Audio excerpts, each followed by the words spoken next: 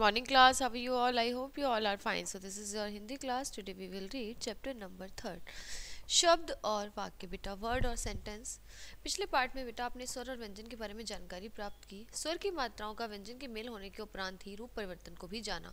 अब आप जानिए कि इन वर्णों के मेल से किस प्रकार सार्थक शब्द बनते हैं और वर्णों के मेल से किस प्रकार सार्थक वाक्य बनते हैं। ठीक है, पहले हम क्या करते हैं, वर्णों के मेल से शब्द बनाते हैं और शब्दों के मेल से वाक्य बनाते हैं। जैसे हमने क्या बनाया, म अ छ अ ल ई मछली, छ आ त अ छाता, स उ र अ ज अ सूरज। ठीक है, तो ये बेटा हमारा हुआ मछली, हमने वर्णों के मेल से बनाया, छाता और सूरज। ऊपर दिए गए उदाहरणों से स्पष्ट होता है कि सभी चित्रों के नाम वर्णों के सार्थक मेल से बने हैं। शब्द निर्माण के लिए वर्णों का सार्थक मेल होना अत्यंत आवश्यक है। यदि ये क्रम सही ना हो तो शब्द ऐसे बनेंगे। मछली को अगर हम सही क्रम में ना लगाएं तो बेटा लीछम, छमली, छलीम कुछ भी बन सकता है जिसका कोई मीनिंग नहीं है। ऐसी छाता को ताछा, सूरज जरसू, रजसू और रसूज, जो पढ़ा भी नहीं जा रहा है ना। तो इससे पता चलता है कि वर्णों के जिस मेल का कोई अर्थ नहीं निकलता वह शब्द नहीं कहलाते। तो इस आधार पर हम कह सकते हैं कि वर्णों के सार्थक मेल को क्या बेटा, वर्णों के सार्थक मेल को शब्द कहते हैं। अब शब्द के भेद हैं कितने प्रकार के हैं शब्द? दो, एक सार्थक एक निरर्थक। सार्थक शब्द क्या होते हैं? वर्णों के मेल से बने ऐसे शब्द जिनका कोई ना कोई अर्थ होता है वो सार्थक शब्द कहलाते हैं। जैसे बाजार, चिड़िया, बर्तन आदि। और निरर्थक शब्द कौन से होते हैं? वर्णों के मेल से बने ऐसे शब्द जिनका कोई अर्थ नहीं होता निरर्थक शब्द कहलाते हैं। जैसे रजाबा, य ची ड़ी, र त न ब। वर्णों के मेल से शब्द और शब्दों के सार्थक मेल से वाक्य बनते हैं। इनके शब्द समूह सार्थक होते हैं जो पूरा अर्थ स्पष्ट करते हैं। जैसे चिड़िया उड़ रही है, रघु और रोहन फुटबॉल खेल रहे हैं, माँ खाना बनाती है। ऊपर दिए गए वाक्यों में शब्दों के सही क्रम होने के कारण वाक्य पूर्ण व सार्थक है। वाक्य में शब्दों का सही क्रम होना अत्यंत आवश्यक है।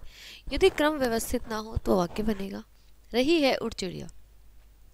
ठीक है, अगर सही क्रम नहीं होगा तो वाक्य जो है वो ऐसा बन जाएगा, खेल फुटबॉल रहे हैं रघु रोहन और खाना है माँ बनाती। तो आपने देखा कि अव्यवस्थित वाक्यों में भी उन्हीं सब शब्दों का प्रयोग हुआ है, परंतु सही क्रम ना होने के कारण वे अटपटे और अर्थहीन लग रहे हैं। वाक्य का अर्थ स्पष्ट नहीं हो पा रहा, तो क्या कहा जा सकता है? शब्दों के सार्थक मेल से हमारे वाक्य का निर्माण होता है।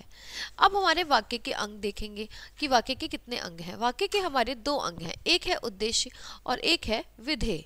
जिसके बारे में बात कही जाए उसे कहते हैं उद्देश्य। ठीक है, और उद्देश्य के बारे में जो कुछ कहा जाए उसे कहते हैं विधेय। जैसे कि हिरन दौड़ रहा है तो हिरन क्या है बेटा? उद्देश्य। और दौड़ रहा है तो दौड़ रहा क्या है? विधेय।